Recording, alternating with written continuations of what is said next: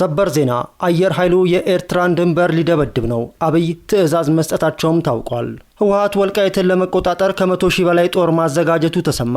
ኮሎኔል ደመቀ ህወሓት ጦር ማዘጋጀቱን ለመጀመሪያ ጊዜ ይፋ አድርገዋል። መከላከያ ሰራዊት 7 እዝ ሰራዊት ወደ ትግራይ አዋሳኝ ያስጠጋ ሲሆን ህወሓት በበኩሉ ግዙፍ የሰው ኃይልና የጦር መቱ ታውቋል። ኮሎኔል ደመቀ ቲዲኤፍ ስላዘጋጀው ጦር ለመጀመሪያ ጊዜ ዝርዝር ወታደራዊ መረጃ ተናግረዋል። በዝርዝር ታዳምጡታላችሁ።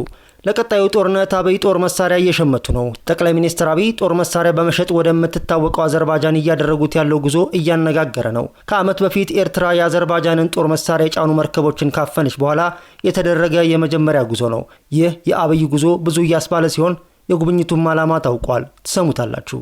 የ4 ኪሎውን ሚሳኤል ጦርነት ዝግጅት የተመለከተ ዜና ወጥቷል። አብይ እንዳሉት እያደረጉ ነው። የዘመኑ ጦርነት ምሽግ መቆጣጠር አይደለም በሚሳኤል ነው ካሉ በኋላ ከፍተኛ ዝግጅት መደረጉን የሚገልጽ መረጃ ተሰምቷል። ጀነራል ይልማ መርዳሳ ስለዚሁ የሚሳኤል ጦርነት ዝግጅት አነጋጋሪ አስተያየት ሰጥተዋል። የዘመኑ ጦርነት በሚሳኤል ነው ሲሉ ነው ጀነራል ይልማ መርዳሳ የተናገሩት። ጀነራሉ የጠቅላይ ሚኒስትር አብይን ንግግር በመድገም የድሮ ጦርነት በመድፍ ምሽግ በመቆጣጠር ኢላማ ያደረገ ነው፣ የአሁኑ ግን የሚሳኤል ነው፣ በዚህ ልክ ተዘጋጅተናል ብለዋል። በዘገባችን በዝርዝር ትሰሙታላችሁ። ጤና ይስጥልኝ። ይህ አዲስ ፖስት ሚዲያ ነው። የዕለቱን ዜናዎች ይዘን ቀርበናል። ቻናላችንን ላይክ፣ ሼር እና ሰብስክራይብ ታደርጉ ዘንድ በመጋበዝ ወደ ዝርዝር ጉዳዮቹ ልሻገር።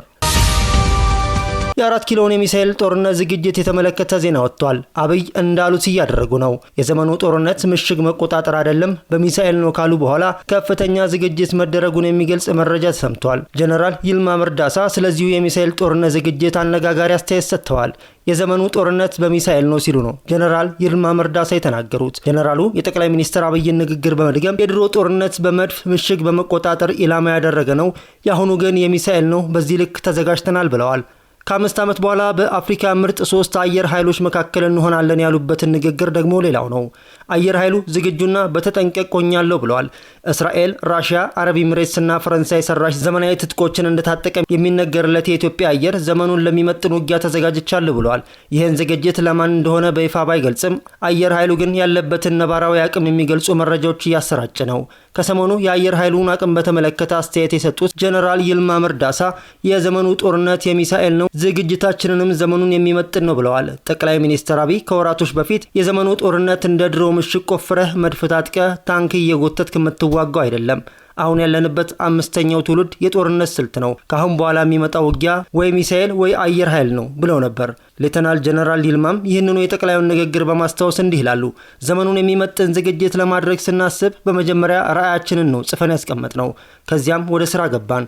ዓላማችን እስከ ፈረንጆቹ 2030 ድረስ ከአፍሪካ ቶፕ 3 የአየር ኃይሎች መሃል መሆን ነው ብለዋል። ለዚህም እንዲረዳም በትጥቅ በሰው ኃይልና በአየር ግንባታ ረገድ በርካታ ስራዎች መሰራታቸውንና እየተሰሩ መሆናቸውን አክለዋል። ጠቅላይ ሚኒስትር አብይ የጦር መሳሪያ በመሸጥ ወደምትታወቀው አዘርባጃን እያደረጉት ያለው ጉዞ እያነጋገረ ነው። ከዓመት በፊት ኤርትራ የአዘርባጃንን ጦር መሳሪያ የጫኑ መርከቦችን ካፈነች በኋላ የተደረገ የመጀመሪያ ጉዞ ነው። ይህ የአብይ ጉዞ ብዙ እያስባለ ሲሆን የጉብኝቱም ዓላማ ታውቋል። ጠቅላይ ሚኒስትር አብይ ባኩ ውስጥ በሚገኝ ሃይደር አሊየቭ ዓለም አቀፍ አውሮፕላን ማረፊያ ሲደርሱ የአገሪቱ ምክትል ጠቅላይ ሚኒስትር ሳሚር ሻሪፎቭ እና ምክትል የውጭ ጉዳይ ሚኒስትር ያልቺን ራፊየቭ እንዲሁም ሌሎች ባለስልጣናት ተገኝተው አቀባበል እንዳደረጉላቸው ዘካስፒያን ፖስት እና ሪፖርት የተባሉ የአገሪቱ የዜና ድረገጾች ዘግበዋል። ጠቅላይ ሚኒስትሩ በዚህ ወቅት ወደ አዘርባጃን ያቀኑባቸው ዋና ዋና ምክንያቶች ምን ሊሆኑ ይችላሉ በሚል አሁን በስልጣን ላይ የሌሉ የቀድሞ የውጭ ጉዳይ ሚኒስትር ባልደረባ አስተያየታቸውን ሰጥተዋል። እንደ እርሳቸው ገለጻ አዘርባጃን በነዳጅና በተፈጥሮ ጋዝ ሀብቷ በዓለም አቀፍ ደረጃ ትልቅ ተጽዕኖ ፈጣሪ ሀገር ናት። ኢትዮጵያ በአሁኑ ወቅት የነዳጅ ዋጋ ንረትና የውጭ ምንዛሪ ጥረት ባለባት ወቅት ከአዘርባጃን ጋር የንግድ ስምምነት መፍጠር ለኢኮኖሚው ትልቅ ትንፋሽ ሊሆን ይችላል። በተለይም የነዳጅ አቅርቦትን በቀጥታ ከምንጩ ለማግኘት የሚደረግ ጥረት ሊሆን ይችላል። አዘርባጃን በቅርብ ዓመታት በተለይ ከጎረቤቷ አርሜኒያ ጋር በነበራት ግጭት ወቅት ዘመናዊ የድሮን ቴክኖሎጂና ወታደራዊ ስልቶችን ውጤታማ በሆነ መንገድ ተጠቅማለች።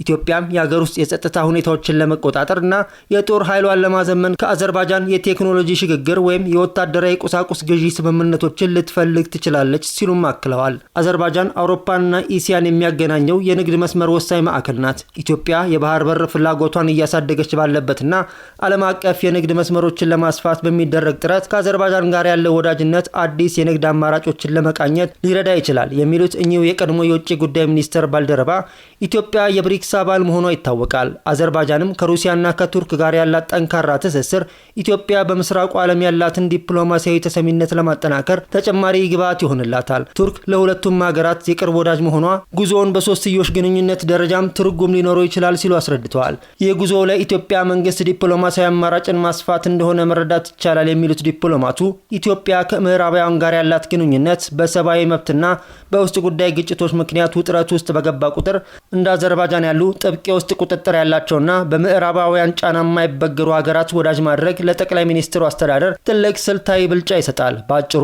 ጉዞው የኢኮኖሚ፣ የወታደራዊ እና የዲፕሎማሲያዊ ጥምር ውጤት ነው ማለት ይቻላል ሲሉ ተናግረዋል። ህወሓት ወልቃይትን ለመቆጣጠር ከ100 ሺህ በላይ ጦር ማዘጋጀቱ ተሰማ። ኮሎኔል ደመቀ ህወሓት ጦር ማዘጋጀቱን ለመጀመሪያ ጊዜ ይፋ አድርገዋል። መከላከያ ሰራዊት 7 እዝ ሰራዊት ወደ ትግራይ አዋሳኝ ያስጠጋ ሲሆን ህወሓት በበኩሉ ግዙፍ የሰው ኃይልና የጦር መሳሪያ መገንባቱ ታውቋል። ኮሎኔል ደመቀ ቲዲኤፍ ስላዘጋጀው ጦር ለመጀመሪያ ጊዜ ዝርዝር ወታደራዊ መረጃ ተናግረዋል። የወልቃይት ጠገዴ ዞን ምክትል አስተዳዳሪና የጸጥታ ዘርፍ ኃላፊ ኮሎኔል ደመቀ ዘውዱ ህወሓት ለጦርነት ሰፊ ዝግጅት እያደረገ መሆኑንና ጀነራል ታደሰ ወረደም ለዚህ መመሪያ መስጠታቸውን ገልጸዋል። ኮሎኔል ደመቀ ትናንት ለብልጽግና ፓርቲ በተዘጋጀ የድጋፍ መድረክ ላይ ባደረጉት ንግግር ህወሓት አሁንም ለጦር ዝግጅት እያደረገ እንደሚገኝ አስታውቀዋል። በተለይም ጀነራል ታደሰ ወረደ ከእያንዳንዱ ወረዳ 2000 ተማሪዎችና የመንግስት ሰራተኞች ለጦርነቱ እንዲሰለፉ መመሪያ መስጠታቸውን እንደሚያውቁም በግልጽ ተናግረዋል። ሆኖም ይህ መመሪያን ተቀብሎ መሰለፍ አለመሰለፉን የትግራይ ወጣቶች ውሳኔ መሆኑን ኮሎኔል ደመቀ ጠቁመዋል። የፌዴሬሽን ምክር ቤት የቅርብ ጊዜ ውሳኔ ልክ እንደ ባልና ሚስት የቃል ፍቺ ያመሳሰሉት ኃላፊው ከዚህ ቀጥሎ የንብረት ፍቺ ይቀርናል ብለዋል። ይህም ማለት በትግሉ ሂደት ለሞቱ ሰዎችና ለተፈናቀሉ ወገኖች ህወሓት ካሳ መክፈል እንዳለበት ያመላከቱ ሲሆን ወደፊትም በጉዳዩ ላይ ተጠያቂነት እንደሚኖር አሳስበዋል። በተጨማሪ ከፌዴራል መንግስት ጋር ተጠግተው ህወሓት ጸረ ዲሞክራሲ ነው ሲሉ የነበሩ የትግራይ ፖለቲከኞች አሁን የትግራይ ጉዳይ ሲነሳ ከህወሓት ጋር ማበራቸውን ሆድ ያባውን ብቅል ያወጣዋል በማለት ተችተውታል። በተጨማሪ ኮሎኔሉ ምርጫ ቦርድና የፌዴሬሽን ምክር ቤት የወልቃይት ጠገዴ ማህበረሰብ ከትግራይ ክልል ተለይቶ በራሱ ምርጫውን እንዲያካሂድና የህዝብ ተወካዮች እንዲኖሩት የሰጡት አቅጣጫ እጅግ መልካም ጅምርና ፍትሃዊ ሲሉም ገልጸውታል። ኮሎኔሉ በወቅታዊ ጉዳዮች ላይ ከማህበራዊ ሚዲያ ጋር በነበራቸው ቆይታ የመምረጥና የመመረጥ መብት ህገ መንግስታዊ በመሆኑ ሊገደብ እንደማይገባ ተናግረዋል። በዘንድሮ ምርጫ የወልቃይት ህዝብ ከትግራይ ክልል ነፃ ሆኖ መሳተፉ የመጀመሪያ ፍቺ ነው ሲሉ የገለጹት ኮሎኔሉ ዘላቂውና ሙሉ ጥያቄያቸው ምላሽ የሚያገኘው ከምርጫ በኋላ በሚካሄደው የህዝብ ውሳኔ እንደሆነና ወሳኙ እርምጃም ወደ አማራ ክልል ምክር ቤት ሲቀላቀሉ መሆኑን አብራርተዋል። በምክር ቤቱ ውሳኔ መሰረት ከትግራይ ጋር የመጀመሪያ ፍቺን የፈጸምነው ሙሉ ፍቺ የሚሆነው የንብረትና ሌሎች ጉዳዮች ሲፈቱ ነው። ግባችን በአማራ ክልል ምክር ቤት ውስጥ መሳተፍ ነው ብለዋል። ይህ የኮሎኔሉ ከትግራይ ጋር ፍቺ ፈጽመናል ንግግር በብዙ እየተተቸ ይገኛል። በአማራና በትግራይ ማህበረሰብ አብሮነት ላይ እንቅፋት ሊሆን ይችላል በሚልም ወቀሳ ተሰንዝሮበታል። ፍቺው ሙሉ መሆን አለበት የሚሉት ኮሎኔሉ ግን የምርጫ ቦርድና የፌዴሬሽን ምክር ቤትን መግለጫ ተከትሎ የትግራይ ልሂቃን ያሰሙትን ቅሬታ አጥብቀው ሲነቅፉ ተደምጠዋል።